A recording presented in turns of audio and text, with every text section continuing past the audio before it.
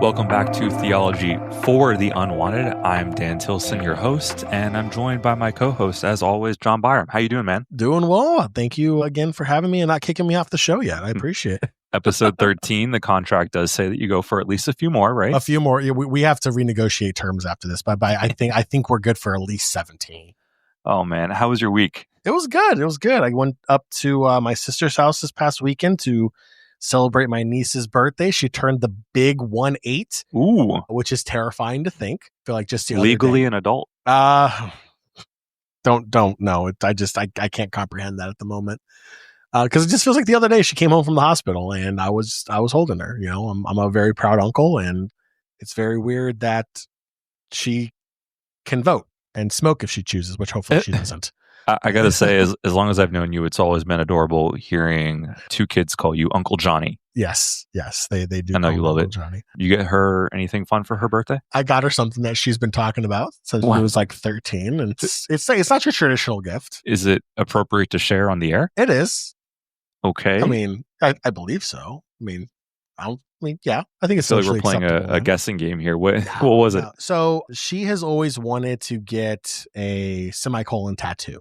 Oh, okay. And she wanted to kind of change it up a little bit. So she's, devout Catholic, and she wanted to have a cross with the semicolon because, she's a big believer in mental health awareness and suicide prevention. And she's also, proud of her faith, and her faith has helped her through a lot of tough times in her life. She hasn't exactly had the easiest childhood. So I'm very happy to see that she kind of makes this, I guess, public declaration via tattoo. So she got a nice little small tattoo right behind her ear. It's like a nice little spot that if she needs to put her hair down for a job, she can. It's hidden, but it's a very nice small cross and semicolon tattoo behind her ear. It's kind of cool. So I hear semicolon and I immediately think like, oh, is she going to be an English major? But no, she actually wants to do art therapy, which I think is really cool. Fair. But I'm not sure how one goes about doing that. So when she asked me, I was like, I'm clueless. I'm sorry. I guess I'm not surprised knowing that it's related to mental health awareness, because that's a big thing that you've always been an advocate for. Yep. But semicolon, I guess that would prompt me to ask, like, hey, what is that? In the field of mental health awareness, it's a very common symbol because essentially the semicolon means I'm still continuing. Right? That's deep. The sentence continues. My life continues kind of thing. So that's the whole thing, is like, it's not a period. It's not the end. It's a continuation. That's theology in itself. It is. I guess we're going to have her on the podcast one day. Oh, gosh. She would love that. I will give her the microphone and she can tell stories of Uncle Johnny. No, absolutely not. Yeah, well, that's bold. How does her parents feel about a tattoo? So it's kind of funny. I told her she's 18. She can technically do it if she wants. And I told the story about when her mom turned 18. She immediately went out and got a tattoo. And it wasn't something that's like small and minimal like what my niece got. Her mom, aka my sister, got like this really big Tinkerbell tattoo on the back of her neck, which to me made no sense, but it was whatever. So she got this thing, and that tattoo has not aged well. Like daughter, like mother, I guess. And, she wanted a tattoo also, but it was a little bit more minimalistic and a little bit more, I don't know. I'm not going to say Tinkerbell's not reverent. I'm not going to say Tinkerbell doesn't have a meaning behind it, but I like to think my niece's tattoo was a little bit more thought out. But yeah, I like that. If we have any tattoo artists out there, please reach out. I have been thinking about, as a member of the Catholic community of Sant'Egidio, that we have those 3 pillars of daily life. So we have prayer, poor, and peace. And I've been thinking about ways to kind of make them little mini icons. So like folded hands for prayer, maybe like an olive branch. I kind of want to do 3 icons, nothing big. I'm also terrified of the pain that comes along with getting a tattoo. I can't imagine it, to be honest, but I don't think that it's something I would enjoy. Well, so I was trying to explain to my niece that she was getting it behind her ear, and obviously that's a very sensitive part of the body. Up against the bone. She said, yeah, I just felt like someone was scratching behind my ear. That was it. And for the most part, that's what a tattoo does feel like. It does feel like continuous scratching, but it's the repeated scratching over the same part that people usually tend to not deal with the pain. Or if you get it on a very sensitive area, like your wrist or your elbow. Well, where's the best place? Forearm. Okay. Forearm and biceps, triceps, shoulder area, but not actually on the shoulder. Mainly because, yeah, you still have nerves there, but it's not like a center point. Yeah. Right. Like you don't want to do it on the spine. That's going to hurt. That's where all your nerves are.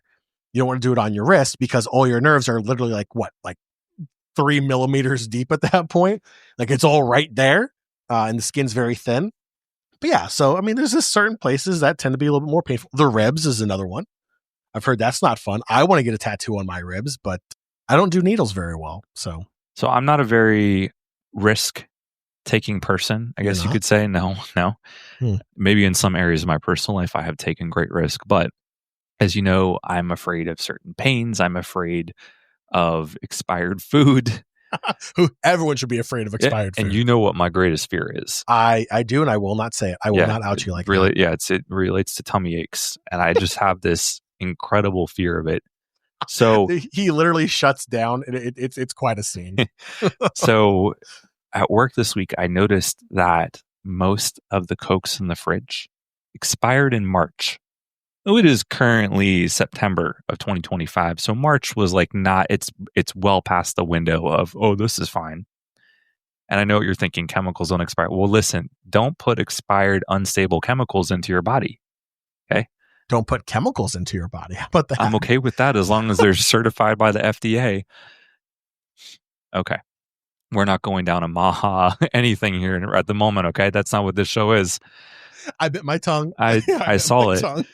Anyway, I'm on this covert operation where every day this week, I'm taking 2 of the expired cans that nobody's drinking and I'm tossing them in the trash. I thought you were going to say you were putting them in a super secret isolation chamber. No violating iHeartRadio's trademarks on this show. That's not trademarked. Oh, that's for another time. But yeah, anyway, I'm secretly trying to throw these expired Cokes away in the hopes that they'll order some new ones and that we can kind of like start fresh. Because if they just keep taking from the back of the fridge, we're never going to solve this problem. So, do you know what we're talking about this week? Lord have mercy. Okay, good. We are talking about mercy. There you go. And we're going to talk about how the church is learning to apply it to LGBT / same-sex attracted Catholics / divorced and remarried Catholics. And just in general, as we are learning how to become a little less judgmental as a group to understand how we can kind of compensate with a more theologically minded understanding of what mercy is. And then we do have a controversy that we're going to dive into. Uh-oh. If you have been on Catholic Twitter /X over the past week, you may have noticed that the Cardinal in Chicago is planning to give an award to Democrat Senator Dick Durbin. He, of course, is a senator that, as I understand, may be banned from communion in many dioceses because of his activism for abortion. And so he's very, very polarizing in some ways in the Catholic Church. Yet he's getting an award from a very prestigious archdiocese. So that's something that we'll dive into. But first, I guess we'll try and figure out how to tie this in neatly. Did you watch the movie Oppenheimer? Of course. Oppenheimer was good. That was during the whole Barbieheimer pandemic, or epidemic, I should say. Did you have a favorite? Out of the 2? Yeah. Oh, Oppenheimer for sure. It was a masterpiece. It was a masterpiece. It's not a feel-good movie. Nor should it be a feel-good movie. Can you briefly summarize for the listeners what this movie is about? It's about the creation of the atomic bomb that was eventually used in World War II by the United States on Japan to help in the war in the Pacific. I was fascinated watching him scribble mathematical computations onto the board throughout this movie. I wasn't. I don't do math. It looked like a foreign language to me. Yeah. Right. And he was like, but he had this one saying that came up probably 3 or 4 times during the movie. Every time he would get stuck, he would say like, okay, theory will only take you so far. Yes, this is true. And at one point it really struck me theologically. He goes, until we try this out, until we do it, until we experience it, we're not going to understand it. And I think in many ways that applies to where the church is at with the theology of mercy. You know, we've talked a lot about Aquinas. At the end of Aquinas's life, he had this vision and he said, all that I have written, which by the way, it was a lot. If you're a listener, just know that I have my hands about 3 feet apart and I'm trying to demonstrate how much he wrote. It was a lot. It was a lot. But he kind of gave up after that, after he had this vision of our Lord. And he said, all that I have written seems to be as straw, meaning nothing, right? Compared to what he knows, what has been revealed to him by God, he realized that it was impossible to really write something that meaningfully captured all that God is. If you fast forward, the church in many ways is trying to figure out how to get past this stuckness and understanding what mercy is beyond like an academic on paper. Theory can only take us so far. So how do we put it into practice?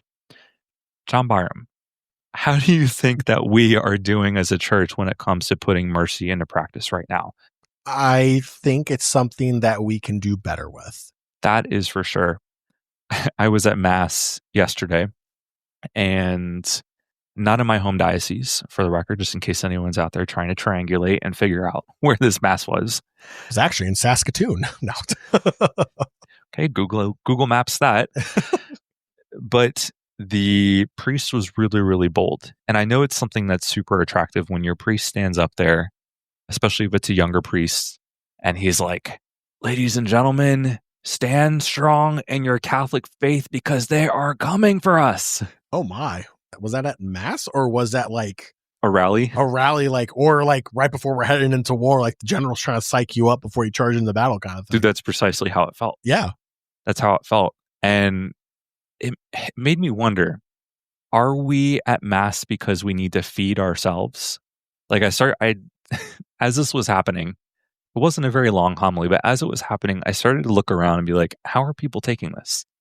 And you could kind of see a few people in the front, like getting what do they call it? Like when you get the shivers down your spine? The Catholic tingle? The Catholic tingle. Okay. I really hope that when Podbean does the AI summary of this podcast, that it doesn't decide to call this episode the Catholic tingle. You know what? If we say it multiple times, maybe Podbean will. Catholic tingle? We will edit that out. We'll edit that part out? Okay. But I'm looking around. You could see some people were like getting the shivers. They're like, oh, yeah. They're feeling They're coming for us. And it makes me wonder, like, how much time do we spend feeding ourselves spiritually, feeding ourselves? And how much time do we worry about feeding the world and those around us? Yeah, I think that's a valid question because it's a reoccurring theme that we've talked about multiple times here on the show. And, whether it's, you're going to Mass, obviously, because not only is it just a requirement of being a faithful and good Catholic in good standing, there's intent behind why you go. We talk about, Deborah in the front pew or whatever her name is. It changes like every episode. Or his. Or his, Deborah and Kevin in the front pew, or it's that Catholic side eye of judgment, or it's whatever it may be.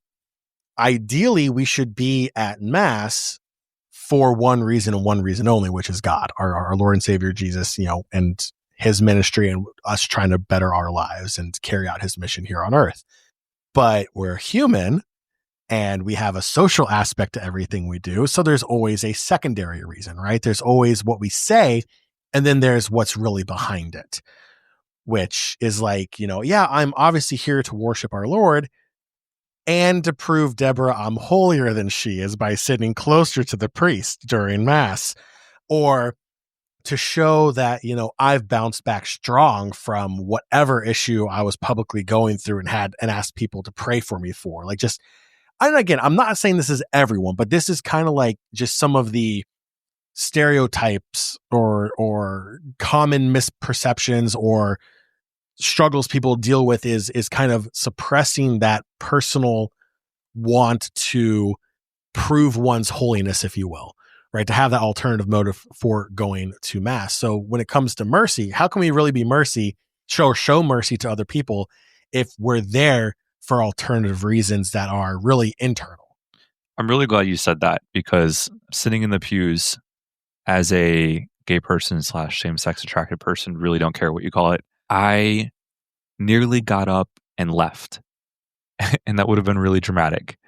But I'll tell you why. It's because privately with this particular priest, I had at least 3 conversations with him before about certain folks in the immediate area who were having a really hard time sharing whatever it is that they went through, whether someone attacked them or was sexually harassing them or whatever.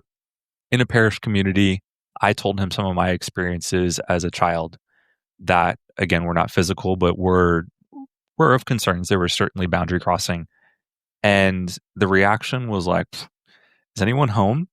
Like, I just could not get any sort of I care or thank you for sharing that or you're right. But instead it was, we have to stand up for the truth. And I know he means well. I really, really do trust that he means well. I don't know that we have all of us to some extent have to learn how to put mercy into practice in a better way. Because I think the assumption is that if you are coming to the church for mercy, that part of that involves not allowing you to be a full member of this parish until you have fixed your dirty ways, young Dan. And it's something that, unfortunately, mercy is relegated to the sidelines. In fact, we're going to talk a little bit about Cardinal Walter Casper. He's still alive, still very much kicking. He was in Pope Benedict's administration, and he's a German cardinal and an excellent, excellent theologian. But one thing that he noticed when he was looking at the systematic and dogmatic theology textbooks, so systematic theology is just kind of like, how do you put it all together nicely? Dogmatic, obviously, like what do we believe? One thing he noticed is that mercy was mentioned, but it wasn't really ever described. And I'm wondering for you, like, when you think of mercy, what is your, like, you're just walking down the street and somebody is, listening to your story and they're like, oh yeah, the church should be merciful towards you. What do you think they're offering or what do you think they're demanding? Do you have any sort of perception? So I would imagine that I would first want to assume they're coming from a good place, right? It really comes down to the tone and how they say it, because body language and tonal inflection can really indicate true meaning. Like if someone goes, if someone notices someone struggling and say, hey, when's the last time you received, the sacrament of reconciliation? When's the last time you received communion kind of thing? If they do it in a way that seems genuine, then obviously you should assume that they're trying to help you with receiving mercy or show that kind of communal mercy kind of thing. But if they kind of come up to you and they shoot you that Catholic side eye and they go, when's the last time you went to confession? That sends a very different message. That does not sound like they're offering mercy. That sounds like they're offering you a platter of judgment. I don't think it normally comes across like that exactly, but it definitely, there have been a lot of like, yes, the church should offer mercy, but, or yes, the church should offer mercy and then like we immediately set mercy aside.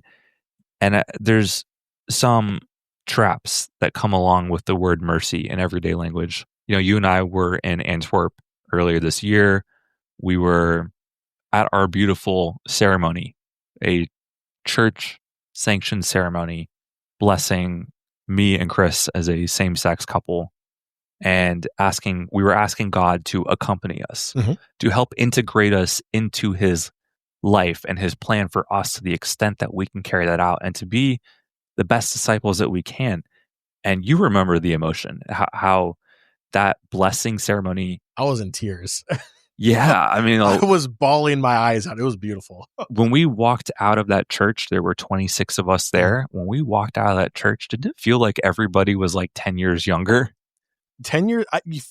I personally felt like I was floating because like everything in like that last 30 minutes leading up to that part where we were walking out of the church with the bells ringing, which I think is incredibly symbolic of a beautiful celebration.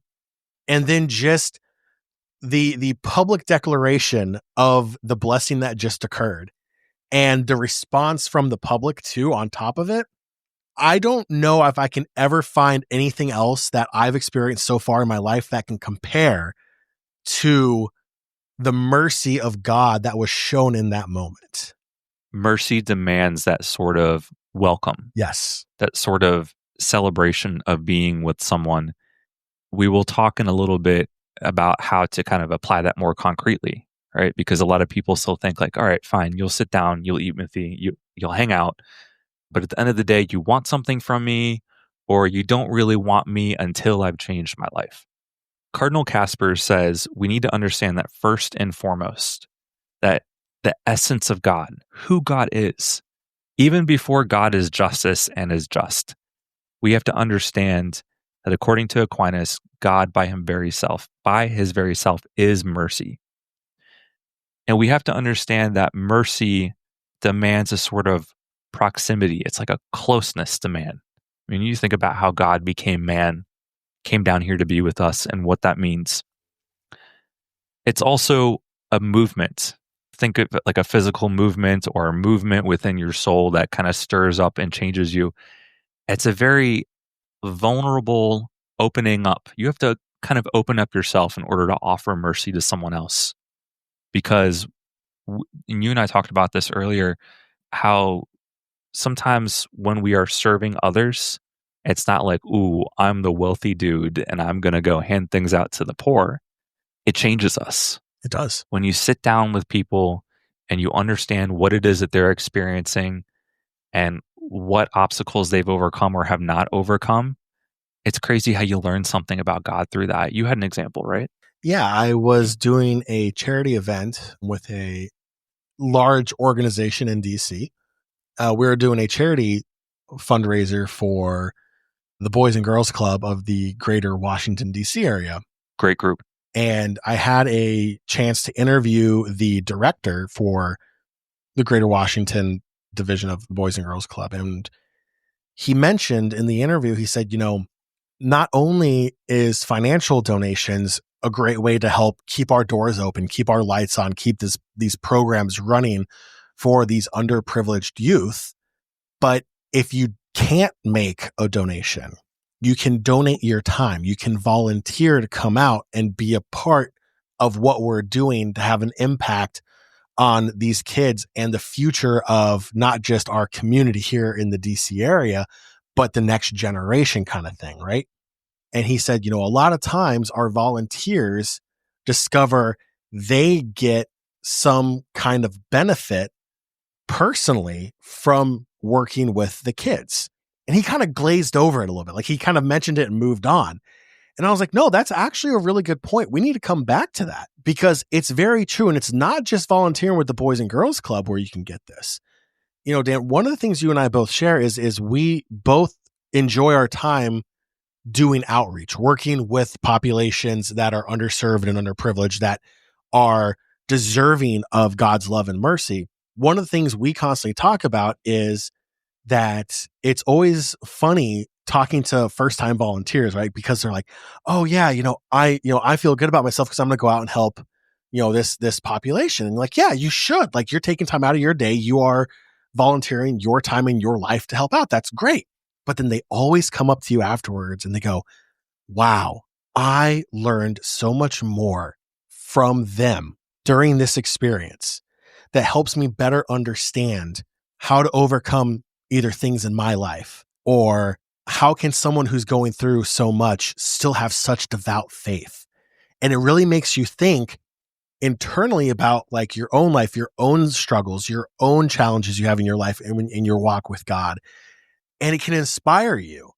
And that inspiration will cause you to be a better version of yourself and hopefully continue volunteering your time, because that's what it is every time. You're helping God's children out, and in return, there's a beautiful lesson you get back. That is precisely how if we want to say the mechanics of mercy work, the theology of mercy and the action that makes it effectual. It's a relationship, and a relationship is not I'm on high and then the orders come down, and it's not trickle down economics. As you know, I lean more conservative. I like economic theory. That's not how you apply mercy.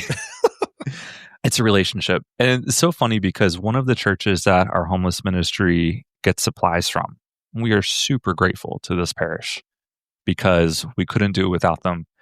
They have all of their 8th graders pack bags of snacks and socks and water and sometimes medicine or toothbrush, like whatever it is that we say that we need in order to effectively reach the folks that we're serving. But they also leave these notes inside the bags.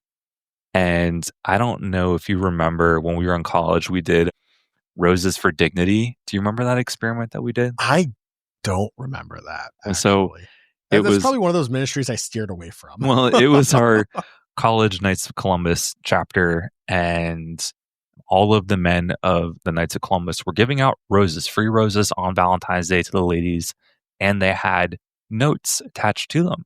And when we sat down at first, oh yeah. I remember now. Yeah, you do. I do remember now. When we sat down at first as a men's group, writing these notes to strangers that are ladies on campus that we may or may not actually be handing the note to them, I started reading them and I was like, are we creepy? We're creepy. We're trying to be sweet to a stranger and we're being creepy. And so what we actually ended up doing was we had like a little mini committee of ladies at the Catholic Campus Ministry, also college students, so like 18, 19, 20-year-olds. And we asked them to pre-write 4 or 5 messages. And then we gave those 4 or 5 approved messages to the group of men in the Knights of Columbus. And we're like, you can write these. You can basically, because we just weren't good at, this is kind of like with mercy. It doesn't work if you're phoning it in. Correct. And so with the notes that these 8th graders write, where we're like, oh, thank you so much for these bags of supplies. These are going to help so many people. And I open it up and there's something from Connor or Amanda. And I look at the note and it's like, I'm praying for you because you'll do better. And you're like, that's really sweet, but we're not handing that out. We're going to keep that one off to the side. And it's not worthless because they are thinking about these folks that we're serving and it's on their mind. And sometimes with homeless ministry, like scenarios come up where I'm just grateful that we don't have a minor there because then I'd have to call the parents and be like, something inappropriate was said, or we were serving someone who may have struggled with addiction. Sometimes I'm grateful that I don't have to explain to parents what it is that we're encountering. But mercy is not just a relationship, it's a location. It's a location theologically, and that God reveals himself wherever you have that physical, human fragility. Life is fragile. If you think about Jesus on the cross, he was really emptying himself out. And he was showing us what mercy looks like from the cross. I guess one way to highlight this is in my conversations with some folks that were on the streets.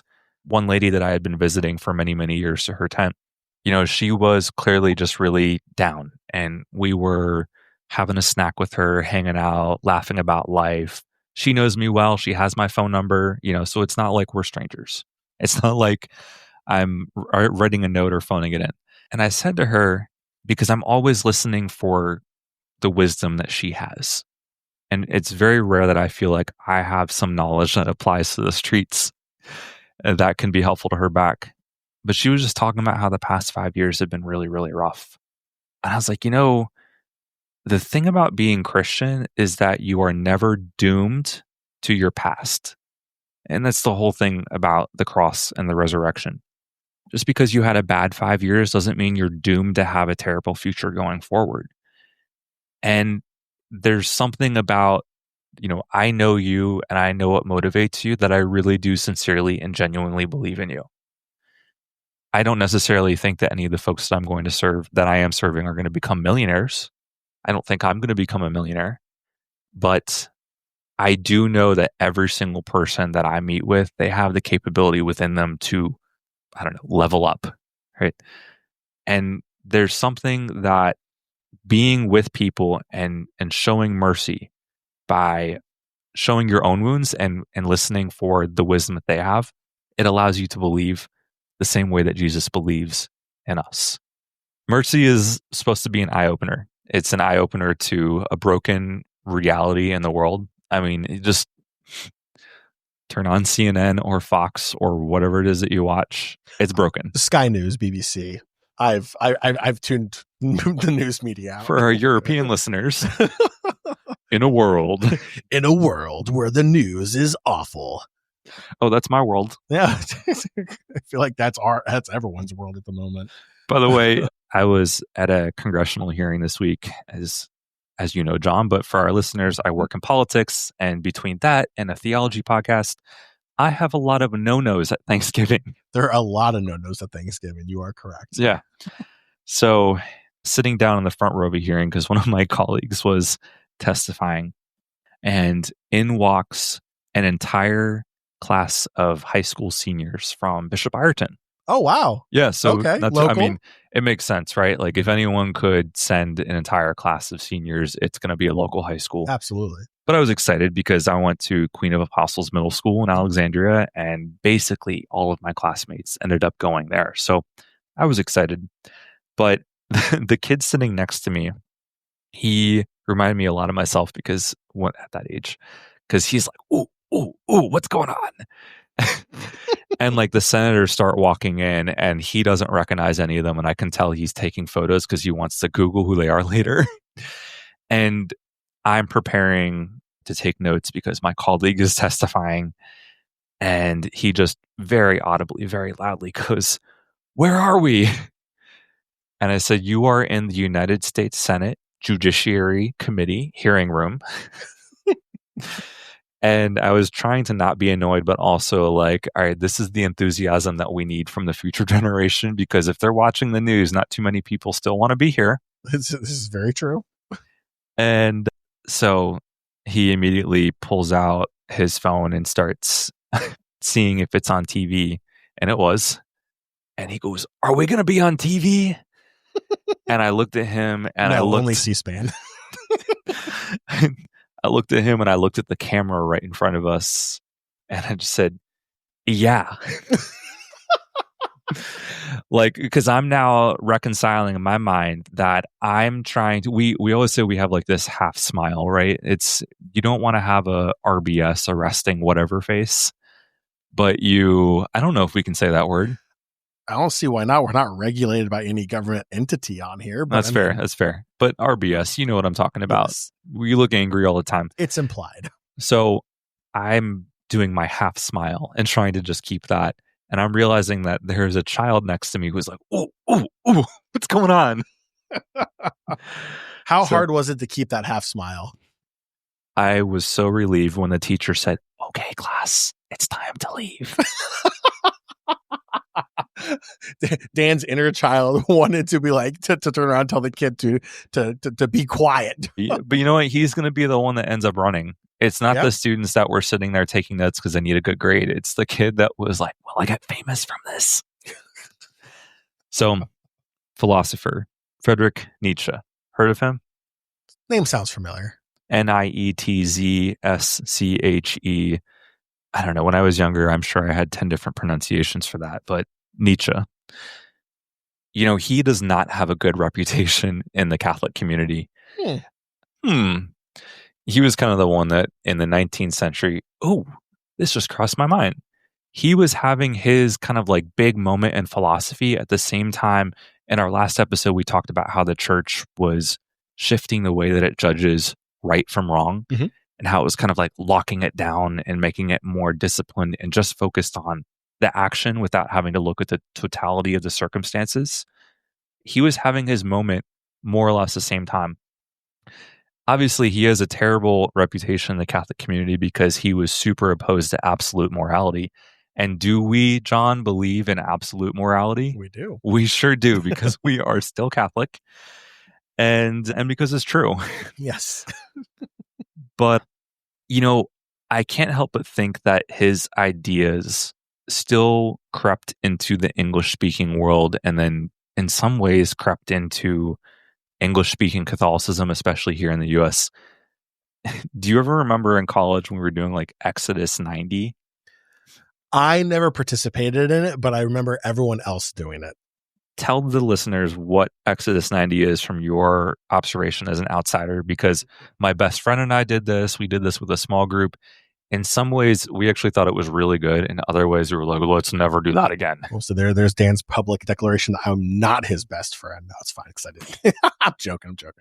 Exodus 90 was is a program that essentially, I don't know, like to me, it felt like a group novena kind of thing, like where you got together. Okay, but for 90 days, so novena times 10. Yeah, novena times 10, right? So it was things like, doing a certain rosary or praying certain intents and like just like going down like a structured program to come out with a desired end. A boot camp. It was a spiritual boot camp. Boot camp, my friends, and not in the cute way, not in the like, let's get our girls together and have a glass of wine and talk about life. It was spiritual push-ups and sit-ups and pull-ups. Yeah, and drill instructor and no, we had to do readings every day. I believe we had to go to mass. These are all good things, right? We had to report on our sins to one another, and I think that's just that. I think that's the part that got me was I didn't need an accountability. Okay, so that's the context, right? Yeah. It's accountability. Yeah. But it created this overly structured. I mean, it was Lent, but for 90 days, and I mean, no listening to secular music. So, as the kids might say, the popular stuff, the pop music, So you're no Billie Eilish, no Britney, no Taylor, no Dua Lipa. Just praise and worship. We're gonna. I mean, Sabrina Carpenter's got praise and worship, right? She has espresso, right? That's praise and worship. I'm gonna show you mercy later. Well, it was basically lock it down, and there was also don't use your phone except for Sundays. Yes. Nietzsche believed that ideas like compassion, pity, mercy, that these were tools in Western culture developed by the weak to subvert the strong. So basically, oh man, I can't even remember. What did he say? It was, you can even Google this as we're saying, the slavery mentality, I believe. But I think what he was getting at was we're going to make the powerful feel guilty for what they're doing. Which is interesting because, when we prayed the Liturgy of the Hours, you have to say the Magnificat every day.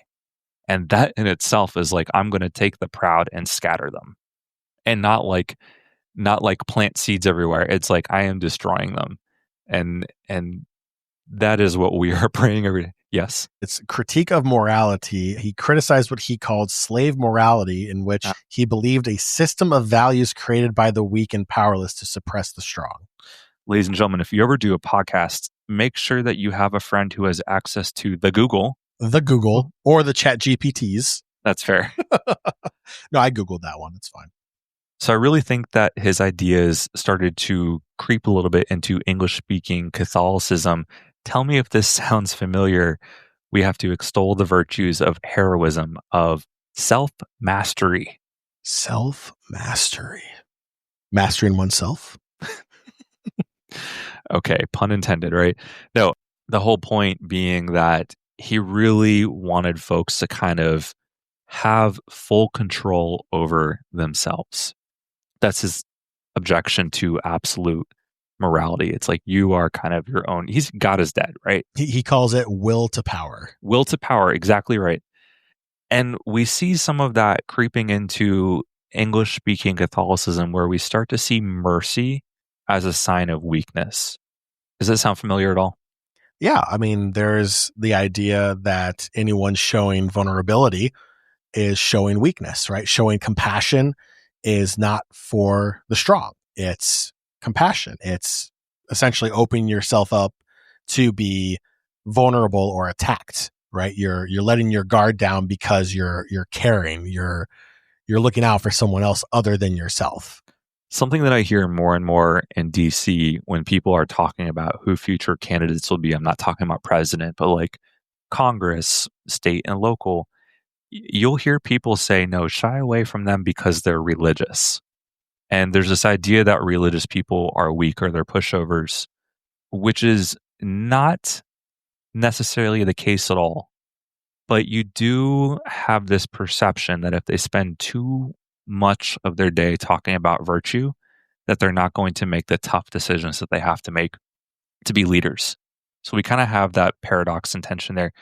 So Bishop Johann Bonney, He's the bishop where, when we were in Antwerp, that's him. Great theologian. But he kind of talks about these two different traps that we have. A trap of tolerance. In his mind, is tolerance. Like when people think of mercy as tolerance, that means they're avoiding tough discussions. The other trap, he says, is pluralism, to say that there is no ideal. And what he says is that mercy is when we hold on to the claim that there is an ideal, that there is what we would think of as like a perfect way to live, but we're in a broken world. I got to say, as someone who is LGBT/gay/same-sex attracted, again, I really do not care what you call it. /whatever. I just call whatever. I just call you Dan, is what I do. Like, you're just Dan. I'm a Dan, but there's a certain part of this Dan that feels like, okay, well, yeah, I'm broken because I'm a human, but when we're talking about mercy, are you saying that this way that God made me, this is the broken part and that this is not ideal? Because it's actually through that fragility, that feeling that I'm unwanted in the church. And lots of people feel unwanted for different reasons. It's that feeling that I don't belong here or that I can't live up to the ideal. It's a very fine, sensitive line between insulting and theologically deep. And I really, really struggle with that because, as we talked a few minutes ago, imagine, that the lady that I was visiting at the tent, and I was like, I believe in you. I believe that you can do it. If I didn't know her really well, and that was my first time meeting her, it'd probably be a little bit insulting, don't you think? It has to come across a certain way, right? It's not like, we all want someone to believe in us, right?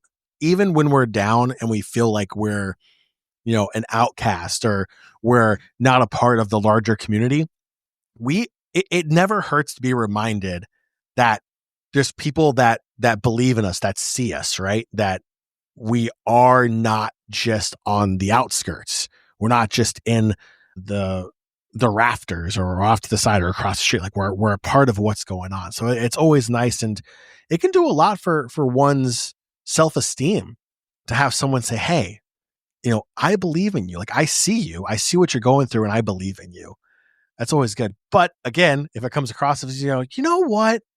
I believe in you. And you're just like, okay, do you though? Said every math teacher I ever had. Oh my gosh. Yeah, they didn't believe in me. No, they didn't. No, they did not. Not mine either. We probably had the same math teachers. Well, we're at it, man. I took an incomplete in French. Did you? I mean, with how fluent you are in Italian, that doesn't surprise me. It's okay. I actually got a D in Italian in high school. There's no way. Yeah, so it's a real fact. Did you ask for iced coffee in high school Italian class also? Fast forward to 2 years after graduating high school, and I had decided to continue it on my own. Obviously, I had the interest in learning about the church in a deeper way. And the teacher that I had in high school, she actually led her Italian class that year to my parish.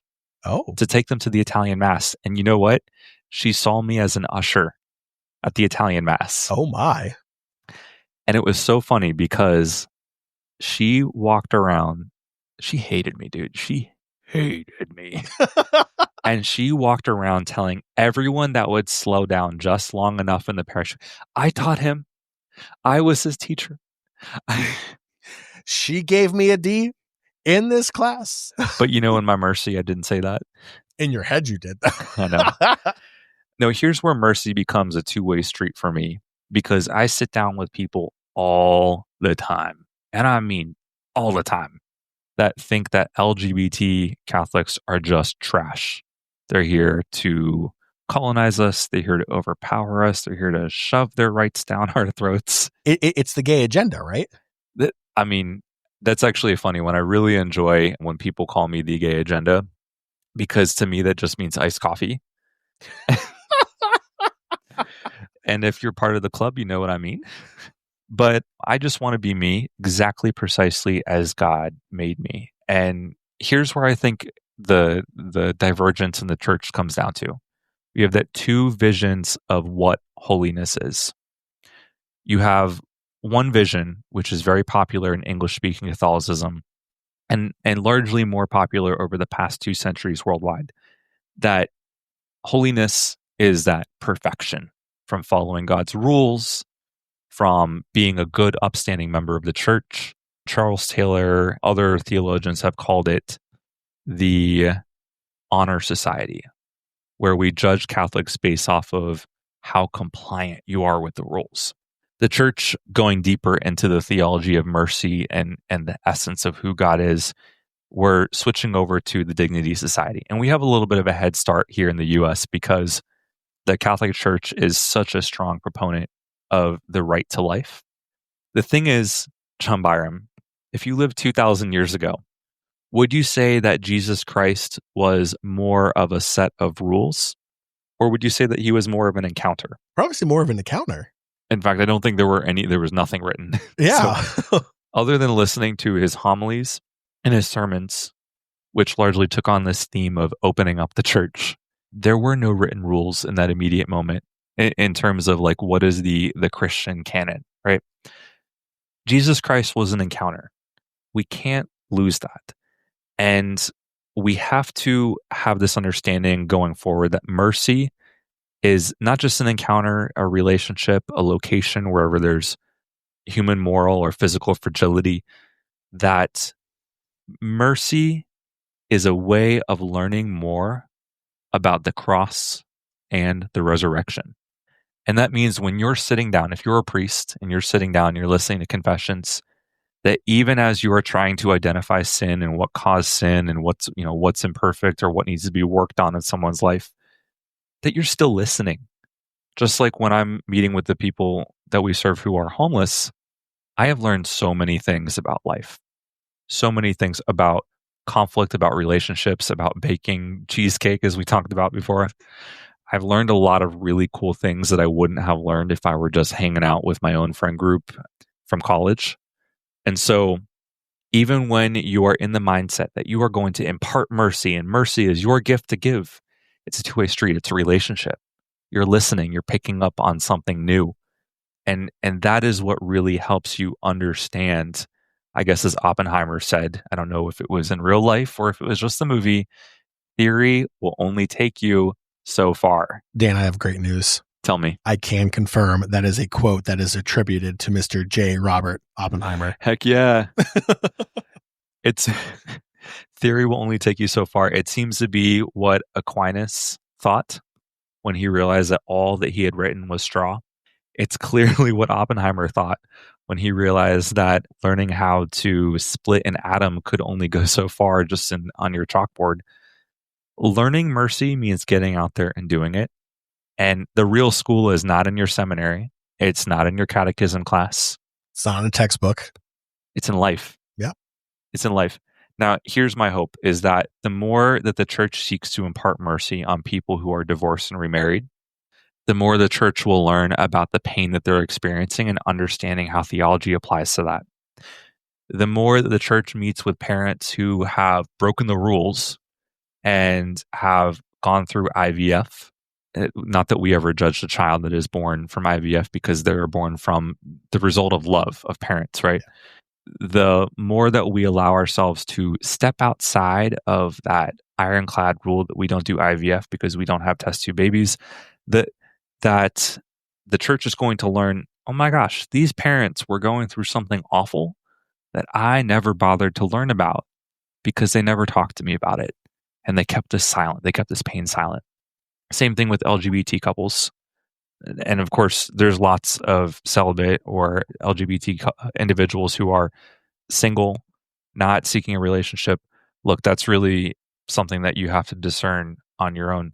What I would say is the church is learning that holiness, not always found in the rules. Holiness is about learning to become absolutely everything that God made you for.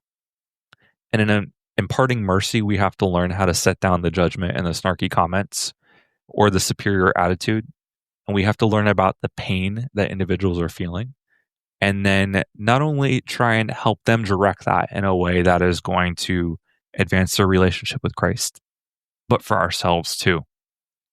You know, there's a saying that pops into my mind, and being that I'm from a military family, military theology is always something that kind of pops into my head, right? Military theology. Not that being in the military is a belief system, but they have their own ideals, right? The military instills ideals into members' heads, and families get impacted by this also. And it's not unique to the military either, but it is militaristic in its sense that you are only as strong as the weakest chain in your link.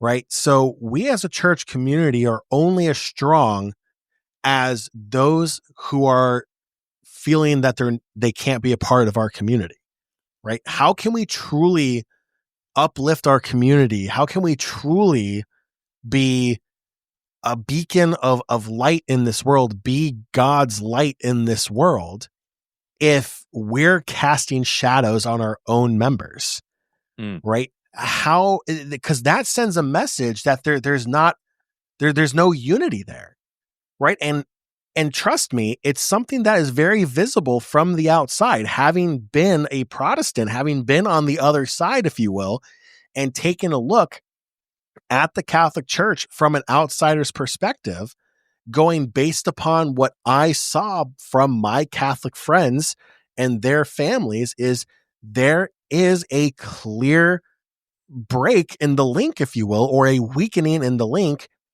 because you can see it. Yeah. When I went to Mass, when I started to go to Mass after I was invited to go with my friend, it was noticeable. Like, you could see, and I bring it up, the Catholic side eye, and I think cradle Catholics, you guys have the thing called Catholic guilt, which us converts, we don't have. But, there's certain sayings that are there for a reason.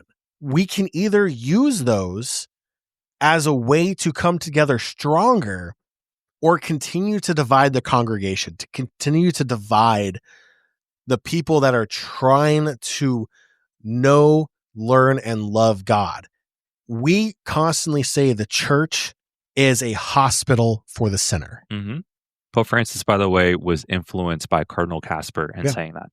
If it truly is a hospital, why are we as a community turning away the weak links in our community who need to be there the most, who need to feel that loving embrace of the community, of God, of the congregation?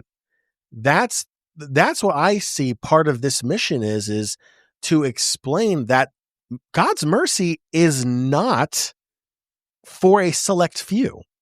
It's for everyone who chooses to be there with him. It's a free choice to come to God. That mercy doesn't have stipulations. And we as a faith community have the obligation to show that same mercy to anyone who walks in those front doors into the parish community. If it wasn't for the reception and support of the CCM community in college, Catholic Campus Ministry. Yep. I don't know if I would have continued through RCIA. I don't know if I would be sitting here with you today, Dan, doing this show, if it wasn't for that community that showed a spiritually confused college age kid who had a lot going on in his life at the moment. They really helped you form into the spiritually confused adult that you are now. Amen. But it put me on the path of being able to not just grow in my own faith journey, but be open to other people and their faith journey and playing my role in whatever brief or long encounter I have with them in their life. Is we're all called to be that beacon at one point or another, and that beacon should not have a blind spot. Amen. I want to talk about how to apply that, because when you try to apply mercy, again, we often start to target someone's faults. Yes. Everyone's got good and bad in them, right? We've done good things, we've done bad things. Like, I don't know any exceptions to that rule. And we really love to talk about mercy and target the bad. So yesterday, and I'm going to ask for your reactions to this too. So yesterday morning, I woke up. I am a pillar reader. And it's funny because I have to say pillar reader in a good way. because there are a lot of pillar readers that apparently, I don't know if it's for political reasons or whatever, do not like them. They take more of a conservative bend, I guess I would say. I hate that when we apply American political terms to a universal church, but it's an American newspaper, and I don't know. So anyway, I'm a pillar reader, quote unquote, in a good way. I thought you said you're a pillow reader, and I was Pillar. like, I read on my pillow also all the time. The pillar. And the headline yesterday was Pop Rocky, he's a bishop in Illinois, shocked by Senator Durbin's Chicago award. Said, and just going to read from the pillar just a little bit here. An Illinois bishop said Friday that he is shocked by plans at the Archdiocese of Chicago to honor Senator Dick Durbin, a longtime supporter of legal protection for abortion. So, given that context, I guess I had immediate thoughts. When I was at the Senate Judiciary Committee last week and the Ireton kid was sitting next to me, Senator Durbin was there. He is actually the chairman of that committee. And I guess on the surface, I know in Catholic circles, we love to run right to like, where are they at on abortion? As someone who lives day in, day out working in Senate and Congress, I was like, oh, he's not a super effective senator. He's just not, he's very mid. As the kids say. As the kids say. I should have asked the kid next to me what he thought. Like, he's mid, bruh. He's mid. And so I was like, why would he get an award? And then, of course, this is implying here, I mean, it didn't even mention, my cursory reading as I was waking up, it didn't even mention what the award was for. And then it says, Durbin, who was prohibited from receiving the Eucharist in his home diocese of Springfield. It's like, whoa. So obviously, this is focusing just on his abortion position. Mm-hmm. That's it. Senator Durbin, if you ask me, not a super effective senator, but I got to say, he's super sincere most of the time. I don't know what he is like on his local news. I don't know if it gets bombastic. But in interacting with him and with his staff, there have only been a few times where I've felt really aligned. It's usually on some foreign affairs issues. But I got to say, this man speaks in a very sincere way, at least when I see him. And so I was like, okay, what is this award for? I really hope it's not for his abortion position, but it might be. So I looked it up, and the Chicago Archdiocese was defending it today. And it is called the Keep Hope Alive Immigration Ministry. So I was like, okay, hope. He's sincere. I do associate that with hope, the virtue of hope. Okay, immigration. He was speaking. Actually, at this hearing, he dedicated a lot of time talking to the experience of kids who came over here with their parents. Obviously, we're talking about illegal entry. And so that's kind of the context of the hearing. But he's talking about their experiences.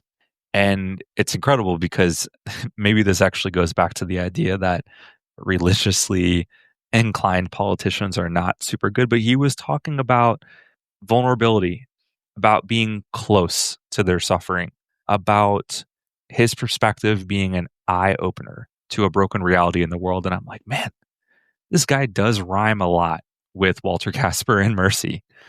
And so it was kind of interesting that this came up as we were recording this episode. And so, I don't know, if you ask me, he's not who I pick to get an award of any kind. But if the award is on immigration and the focus is hope, I think theologically he's there and probably totally aligned with where the church is. If you ask whether, I mean, if the award were for effective and good governing leader, I'd be like, So I guess what I'm saying is I don't care. I don't care whether or not he gets the award. But I think that in our divisiveness in the church, even the divisiveness that comes along from my own side, I used to work in the pro-life community. I really love with people who feel like they've been thrown away or just kind of like down on their luck. And I wish that my fellow pro-lifers could learn that mercy isn't just a law, it's an encounter. Yeah. And so I think we got to be okay with these risks. And I think we got to stop obsessing about having this like spotless hero. because that's not what real life is like. I mean, a lot of when the priest was up there doing the homily yesterday, and he was like, "They're coming for us," and you see the people with like the shiver, what were you calling it? The Catholic tingle? Catholic tingle, yeah. We're feeding ourselves in that moment, and we're not feeding the world. And mercy involves feeding the world. I'm not talking about with food necessarily. Yeah. I'm saying spiritually. And when we are drawing strong boundaries and saying pro-lifers in, all else out, okay, I would love for the whole world to be pro-life. That's not the broken reality that we live in. And so we got to be a little bit more porous with the boundaries here, because that is what the theology of mercy is if we're trying to understand who God is. Okay, John, as we wrap up here, I guess the last thing that I would say is that there is this connection. If you're not finding people in the church who are willing to listen to your story, and I know that's a lot of the people that we're working with here, look, that's an unfortunate reality. If you are brave enough, if you are strong enough emotionally to handle it, to kind of be brave and go out there and say, listen to my story. I demand that you hear I am a child of God, and I demand that you listen to my story because it matters. That is you starting this domino effect of mercy in the church, because theory will only take us so far. It can't be learned in a textbook, can't be debated about in canon law. I mean, allegedly, we have mercy as this underpinning of all of church law. But as Cardinal Casper said, we've really relegated the true meaning of that to something academic. So if no one's listening to you, I give you permission to go out there and just shout your story. I also think an important thing too is ask questions. Yeah. Right? Maybe you're not in a place spiritually where you want to be that vulnerable to tell your story. If someone says something that just hits you the wrong way or causes you confusion, approach them. Ask a question. Even if it's a priest, you're allowed to ask questions of the priest. I do it all the time. I want clarification. What did you mean by saying ABC or XYZ? Like, I would like to know. Like, show that you're an engaged parishioner and start that dialogue by asking questions, and keep asking questions. That's how we grow spiritually as well, is by asking those questions. And maybe after you get those answers to your questions, that might be the fuel to your fire to open up and share your experience, which is incredibly valuable in our community. It's not always what you say, it's how you say it. Yes. And I think if you are being sincere and sharing your anger, your rage, even your sorrow, your pain, your hurt, if you do it sincerely, I think people will take it to heart, and you may not see the fruits of that for a long time, but that is the beginning of you offering them mercy. And the hope is that we can learn as a church how to make this a two-way street, but it's going to take time. But this is precisely why we say, John, in every episode, we're like, tell your story. Yeah, absolutely. It really, I mean, theologically, it means something. So I'm grateful for everyone who took the time to listen to this episode. As always, we are grateful for your reaching out on Instagram or on the website, theologyfortheunwanted.com. Father Diego Pericelli, he actually sent a guest post last week. So we have this blog post that is actually a fundraiser as we get ready to promote the upcoming book, Theology for the Unwanted. The blog post on theologyfortheunwanted.com by Father Diego is free. We want to show people a sample. We just want to allow people to understand how mercy works in real life and the way that Jesus shows mercy. And it's not with petty remarks. It's not with rage. I mean, if anyone ever had the right to say, I told you so, it was Jesus Christ. Yes. After the resurrection. And all he did was open up his wounds and allow Thomas to touch them. We really hope that your stories can impact people much in the same way. And so go out there and be brave and be bold this week. And as always, thank you for listening. This is Theology for the Unwanted. Talk to you soon.